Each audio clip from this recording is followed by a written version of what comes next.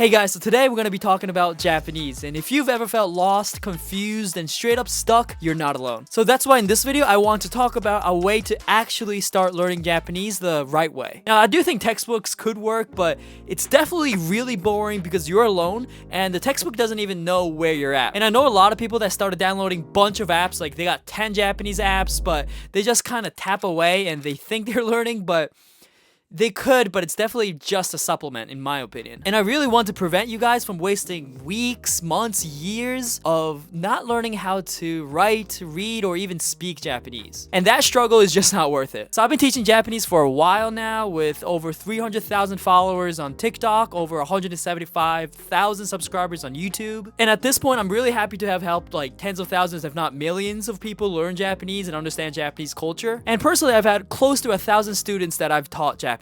But let me tell you one thing, I have seen people make the same mistakes over and over again. I see it in the comments, I see it when I'm talking to them, I see it when they respond to my messages, and I don't want you guys to do the same thing. And I do think if you've been struggling to learn Japanese, it's not really your fault. So let me break down why most people get stuck and the things that you should definitely avoid so that you can start learning Japanese the right way today. Alright, quick intro, who am I? So I was born in Japan and grew up in Osaka, Japan. That is my hometown. I love takoyaki, yakisoba, it's delicious, umai. And I spent like 2 years in America during kindergarten, but officially in middle school I moved to United States. And I do think that makes me a little bit different from other people you may follow because I speak English and Japanese natively, not just fluently, but natively, and I understand what you go through as an English speaker. Like me and you are not gonna have any language barrier or cultural barrier. If you give me a question, I will be like, yeah, in that context, I see how you see it in that perspective,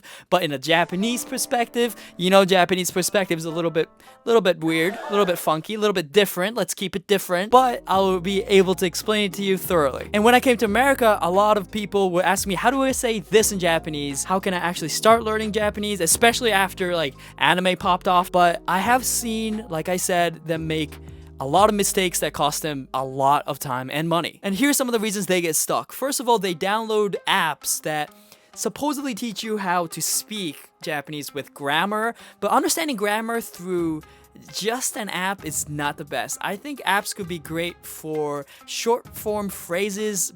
I think the best is vocabulary. And second reason is they try to learn Japanese from teachers who don't really understand English or Western culture, and they're confused if they're being disrespectful, if they're saying the right words.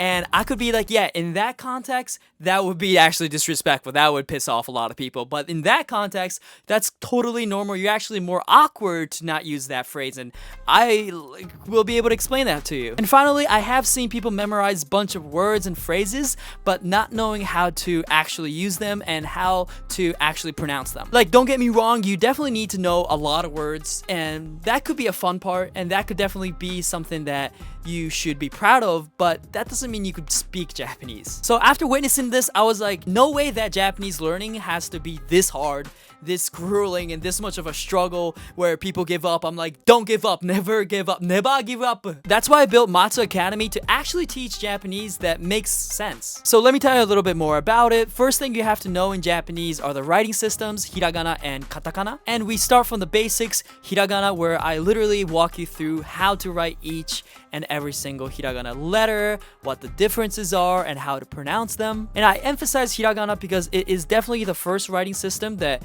you want to memorize thoroughly, and how to pronounce them and write them, because with it, you will be able to pronounce every single word and sentences that you want. And after that 1-to-1 ratio, there is a thing called katakana. And that's mainly used for loan words, a little bit of flair, a little bit of sound effects, onomatopoeia, but it's definitely good to know because you will see it everywhere. And then after that, we will learn about grammar, conjugating verbs, building sentences so that you could hold a real-life conversation with a Japanese person. I promise it's not confusing at all. I'll show you a path to Japanese fluency. And the thing is, it really is a real community. You're not going to be alone. You'll be posting your classwork or whatever you learned. I'll be actively giving you feedback directly to you, so I know exactly where you're at in your Japanese learning journey. And then that's important because I could give you the right feedback and you'll be like, oh, that makes sense, or oh, I'm a little bit confused about it, can you explain more? That kind of real-time support from someone that actually knows you is, I think, something that will give you the right guidance so that you could continue learning Japanese efficiently. Like, if I ever see you going down the wrong path, I'll be like, no,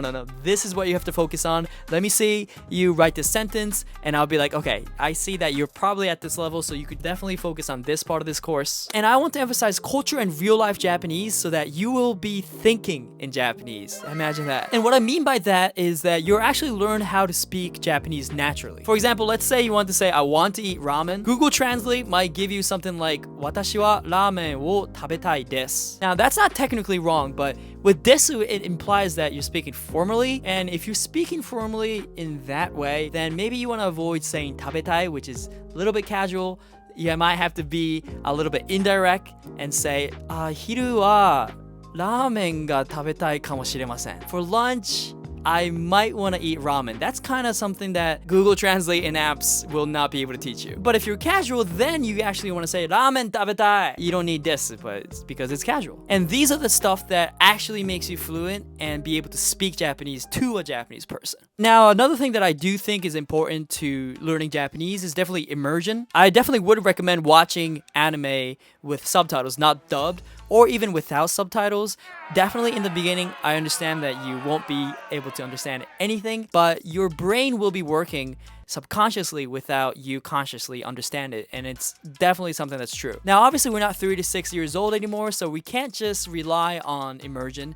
We won't be able to just speak Japanese just because we immerse ourselves, but I would recommend at least 2 to 3 hours a day. More is definitely better to just have some headphones on where you're listening to Japanese conversations, even watching Japanese media. That will definitely help you understand the speed that they talk, get comfortable with the way that they talk, and also understand the cultural differences that you might have or you might see with America and Japan. You watch sports? No more. You're gonna watch anime. You watch American TV shows? No more. You're gonna watch Japanese TV shows now. Obviously, I'm not sponsored. I'm just saying that it's definitely important to immerse yourself with as much Japanese as you can. So a little bit more about Matsu Academy and how it works is that there's courses that are already uploaded for you to go through it whenever you want, whenever you have time. Yeah, you could use your phone too, because there's a school app that you could download to access my courses. But I would definitely recommend desktop so that you get the full experience and you have your notebook ready to write them down. You definitely need to write things down. And what's cool is that once you take some of the courses, just one course at a time, you could literally post whatever you've learned